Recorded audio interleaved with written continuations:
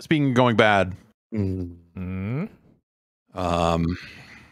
Start Engine, the investor, one of a number of platforms that let you invest your money into products and potentially see a return on them for companies that want to do rounds of funding, kind of in the wake of a Fig or Republic and some of this other stuff.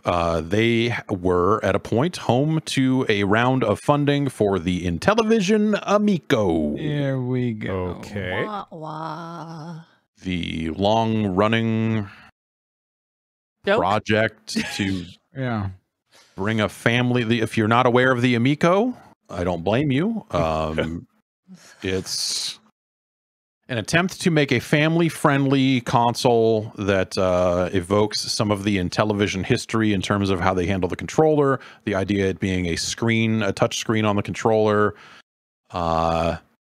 And they made a bunch of big claims early on about like all these games need to be rated very low for family friendliness. We're not going to allow add-on purchases. The games need to be priced. I think it was like $10 or lower was what they said, if I remember correctly. They went and raised a bunch of money, did a bunch of crowdfunding, took a bunch of pre-orders for consoles, and then they keep showing. Yeah, you're right. Yeah. There's some gameplay trailers that seem to be reusing footage from year to year, and like none of it looks good on top of that. And basically, as you dig into this and look around the edges, the whole thing looks more and more like a scam. Yeah. And I don't think it necessarily started that way. And I'm not saying it is a scam, but I'm saying like the odds that this thing actually hits a market and all this other stuff seemed low going into this. Now this Start Engine campaign, they were attempting to sell $5 million in shares in Amico. Alongside that campaign starting, they had to do a bunch of SEC disclosures that talked a lot about like, hey, if we succeed in raising this $5 million, we'll probably still need to do another one of these down the line to have enough cash to actually get this thing out the door. We have a bunch of bad loans on the books and other stuff. You know, there's a guy who invested a bunch of money in it, and I think his son is now on the board of Intellivision, but also he is set to... It was like an interest-free loan, but he gets $100 of each sale of each Amico until he's paid back. Oh, shit. Okay. So out of the gate, there's $100 off each piece of hardware that goes to paying this guy back. One dude. There's that's a bad shark deal. Whoa. It's interest-free. So if you can do it, I don't know. I don't know. So like there's just like there's a long... There's a lot of mess around this. Long story, slightly less long, but still long. They attempted to raise $5 million in shares. 53 people put up $47,000, and it's $47,651. They closed the campaign about 2 months early. And the SEC filing around this would seem to indicate that because of the failure of this campaign, they maybe have 1 to 2 months of money left. The number was slightly higher. It was up above 50,000, but I think because the campaign did not reach its goal, it gave people the opportunity to then go like, oh, I want my money back. I don't want to be a part of this. Yeah. Well, I just want to mention that $47,651 divided by 53 is $899 per person. If there was an even spread. If it was averaged, which means that there's obviously a couple of whales in there just throwing in $10,000 for to make it look like it's going somewhere. Probably. Yeah. Man, people's portfolios now are fucked. Damn, son. So there's a lot more mess on this. So I mean, so I guess as long as there was supposed to be a release date announcement or some kind of announcement in the February timeframe, that came and went. We're now in March, and the CEO of Intellivision, Phil Adam, who has taken over, I guess. So Tommy Tallarico is no longer the CEO. He has stepped down to Chief Creative Officer. And Phil Adam is now helming this thing. So there was an announcement from him or an email out from him to backers and press and stuff like that. implying that they are in a quiet period as a result of talking to investors slash potential acquirers. Yeah. Oh. Which I feel like they have blown through a lot of crowdfunding with not a lot to show for it. And they have also pushed back and pushed back and pushed back. I mean, you know, granted, they're trying to launch hardware during a chip shortage and during a pandemic, and there's a lot of moving pieces. I'm not saying that this should be easy, but I just don't feel like they have a lot of credibility left at this point. Yeah. This is like a doomed project from even under normal good circumstances. This seems like an incredibly difficult thing to do. Yeah. And then you layer on all the stuff that's been going on, and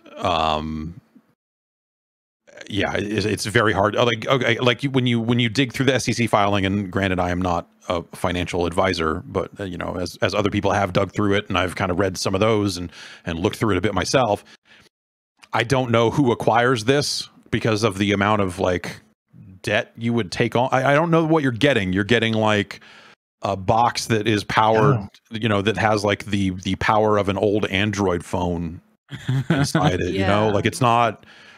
It doesn't seem like that enticing of a thing, unless you're also getting the full Intellivision IP and all that other stuff, and maybe you could turn that into something on the other end of figuring out all that debt.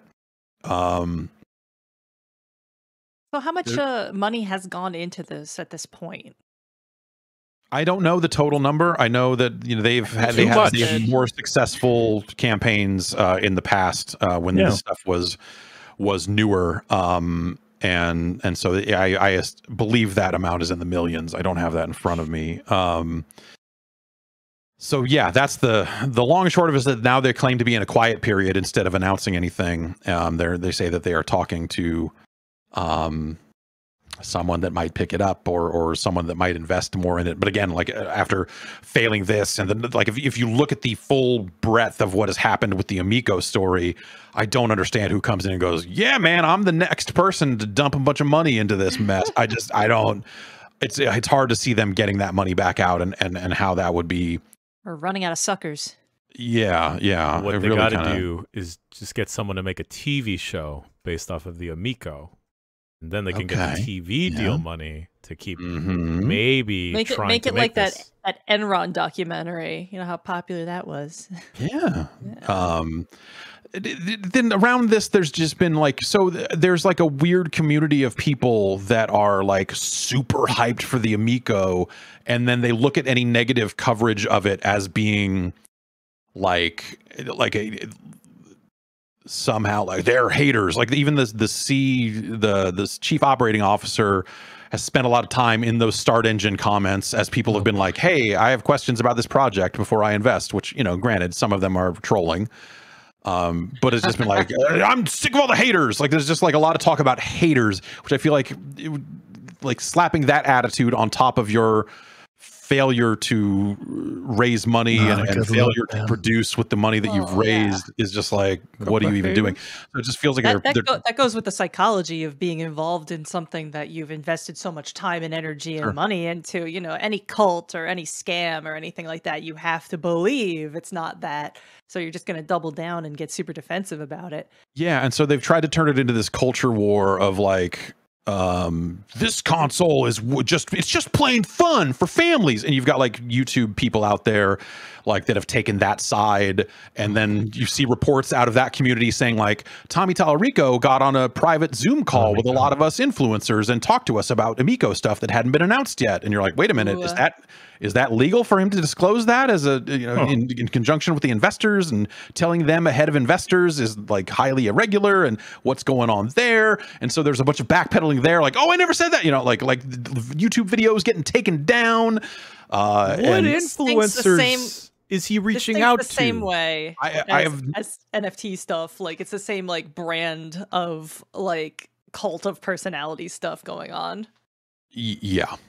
Is he reaching out to like, I don't know, like old console restorer people, sneakerheads about the Amico? It seems like an older audience. So that's the kind of the other weird thing is like for a console that seems to be presenting itself as like we're this family friendly thing. It is a bunch of gray beard dudes going like, yeah, television's back, and like it's I don't know. It's it's very interesting. There's so there's been some backpedaling on the end of some of that stuff happening where the COO posted in a comment on that thing about the SEC Form C filing and how the haters would use that filing to attack the company. It's like the haters. So exhausting. It's an exhausting mess of like I've been trying to keep it at arm's length for as long as I could, but this was just a slow enough news week to make it happen. So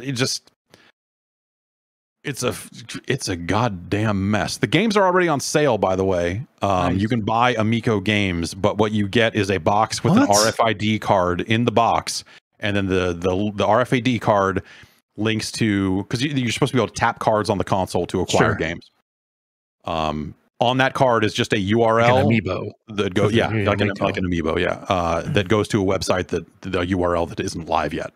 This is why the environment like is an dying. IOU. Yes, and those they did. I was confused about this, but apparently they are claiming that these RFID tags are also meant to be NFTs in some fucking way. So I'm done. Because of course they are, right? I mean, like if this company is like spiraling out of control, and you're like, we need to find new suckers for money. At some point, you're like, oh, let's write the word NFT on this document and then try to raise money that way, and maybe we'll have better luck. But this is the Fire Fest of consoles. Yeah, they're like promising a lot, and then being the like, Soulja Boy console held more promise than this thing did. at this point. It did. Jesus, I don't know what to make of it. It's a mess. It's a mess. Long story actually short, that thing is still an absolute mess, and I seriously doubt that thing's ever going to come out at this point. Like, I'm certainly, that's not a fucking bold take. Like that's becoming a pretty common take on this thing. And we'll see what happens, but it feels like they missed their window for making something like that and the amount of money they'll probably have to charge for it. They also went back on some of the console pricing and said, hey, it's going to maybe have to be higher than we thought. Yeah, at which point, why wouldn't you buy a Switch? Like it's getting into this territory of just like you're charging the same as other actual proper consoles, and why would anyone? Even the initial promise was like absurdly low, like unfeasibly, stupidly low. It's like that's not gonna happen. Like, use your noodle. Like consoles take more time and money and work and materials to make than that amount of money. Yeah, and the games don't, like the footage that they have put out there, which has been very careful and limited and all this other stuff. Like, Cornhole does not look especially good. Oh, I know, right? Think for yourself. That's the saddest part about this is that there was a Cornhole game on the line. There's also the potential that some of these games end up on phones at some point. Yeah. So maybe they see the light of day in some weird way. I don't. Boy. Yeah. Yep. I don't know what the fuck's going on. I don't think anyone really does. I don't think the people trying to build this console know what the fuck's going on. So how could I? Part of me wonders if those people are even getting paid, like the engineer type people, the people that actually have to do the work. Part of me is wondering if like even they are not getting like their checks deposited in their bank. I believe there was a story where one of the people that was responsible for some architecture aspect of it had not necessarily been. Red flags. Could not have more red flags. Oh, I hit the mic. More red flags. Yeah. Anyway, Yeesh. I don't. This is depressing. It's a disaster.